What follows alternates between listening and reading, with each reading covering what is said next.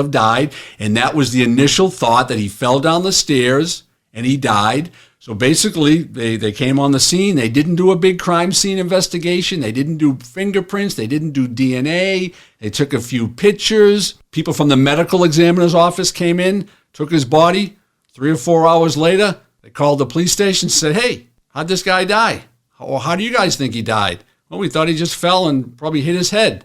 I said, "Well, no, he definitely fell. He definitely hit his head, but he was shot in the back of the head with a .22. So that's why when people assassinate someone, or if it turned out to be a mob hit, it was a gambling debt that gone bad. He owed a couple $100,000 in gambling bills. So they shot him in the back of the head right behind the ear, and you couldn't see the bullet hole. So when they did the autopsy, when they x-rayed his skull, there was a small .22 caliber bullet in his head. So the crime scene had already been contaminated. Yeah. So whatever fingerprints that might have been there by someone who got into the house, or whatever DNA they might have left, or whatever they did, the crime scene wasn't a preserved crime scene, even though it was indoors. Yeah. So you could solve a crime without the crime scene, but obviously makes it hard. Yeah, that crime was solved. To solve it and prove it. Yeah, it was solved. They spoke to the wife, and she said, "Well, gee, my husband's a degenerate gambler. He owes a lot of money to some people in Boston, and I guess he owed a real lot of money because they came in and they shot him and they killed him." Oh, so that was a scenario. But if the wife didn't know that, because they were foreclosing on the house, they had no money, their cars, but it was a nice neighborhood. Right, they lived in a nice neighborhood, but they just had no money. I'm thinking of the Entwistle case, the British guy who killed his wife and baby. They lived in a nice neighborhood, and obviously he told a similar story, as you recall, that saying this was a warning to him by some people he was in arrears with, but it turned out that it was just a lie, a fabrication, one of many fabrications. Criminals can be although they're not that intelligent because they're criminals, but they can come up with some very believable and devious stories, and how they articulate what happened. And if you're gullible, or if you're not that experienced, and you listen to them, they sound very believable. But once the story starts to unravel through a motivated investigator and through forensic evidence and things like that, video evidence, DNA evidence, eyewitness evidence, this story just has no weight to it. And a lot of times that's having a second conversation. That's why cops have a second conversation. Or a second, a third, and a fourth, because they don't remember what they said in the first conversation. If you tell the truth, it's always easy to remember. Whereas if you've told a lie, you have to remember the story. You have to remember the whole story. Yeah. And then we have a couple more blunders, Dave. All right, good. We're gonna leave the show on a high note with blunders out there. Great. There was a sexual assault one day, and it was in like a rooming house, and a girl was sexually assaulted, pretty bad. She was held captive for the weekend. And she was able to send out a text at some point. She texted a friend, and then the police officers showed up. For whatever reason, they didn't secure the scene, and the individual who sexually assaulted her masturbated all over her clothing. Afterwards. That's what he did. He didn't. Okay, so he had done this throughout the weekend. Okay. So there was a lot of DNA evidence, and unfortunately, they didn't secure the scene, and someone came into the scene and grabbed all her clothing and washed it. I think a friend of hers. Someone.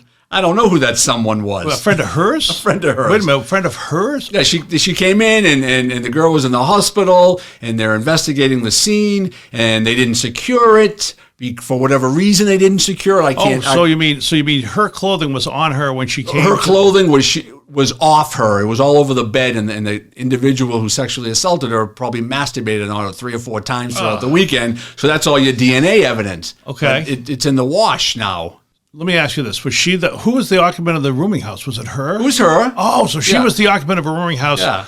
Somebody either broke in or she invited him in. She winds up. So she wasn't 100% sure who he was, and they're trying to make an identification. Oh, man. And it ultimately, in the end, they found out who it was. He was convicted. He did time in jail, but it was a really, really bad look. If they hadn't have found him, it wouldn't have been good, because all the DNA evidence was gone. And this was very likely somebody who was trying to do her a favor or trying to do her kindness by cleaning Well, up. they cleaned her after room while she's in the hospital, and they Yeah. grabbed all her clothes because the officers didn't grab the evidence and from the scene. and they didn't tape up the crime scene. And they didn't, Even they though didn't- she they was didn't in, secure even the though crime she was in scene. the hospital.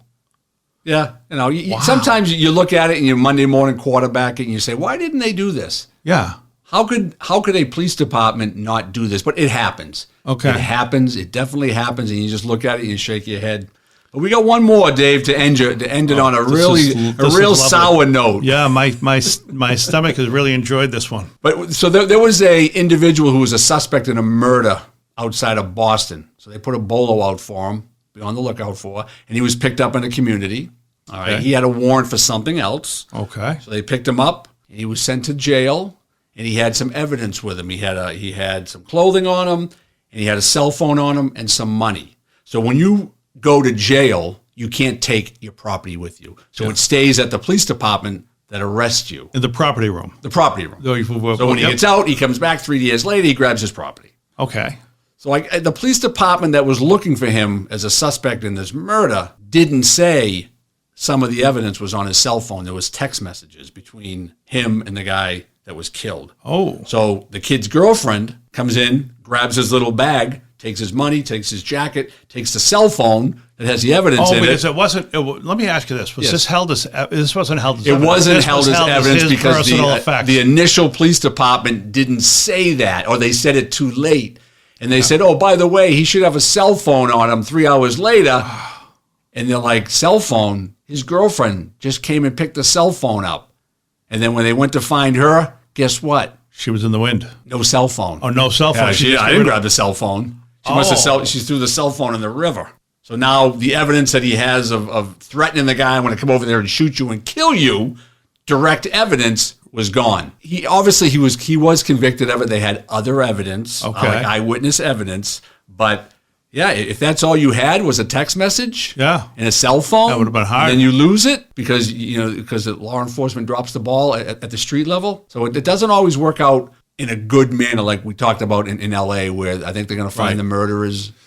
Well, great. This is really. Well, I hope you learned a lot, Dave. If you want to go into a life of crime, this was the podcast for you. I'm just going to write. I'm going to write my story about the crime fighting wizard, former police officer, and his podcast assistant. I don't know, partner in crime, Dave. Partner in solving crimes.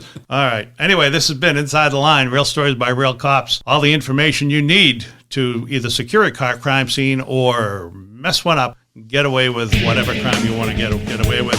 I'm Dave Rattigan. That's Dale Lawrence. Thanks very much, everybody.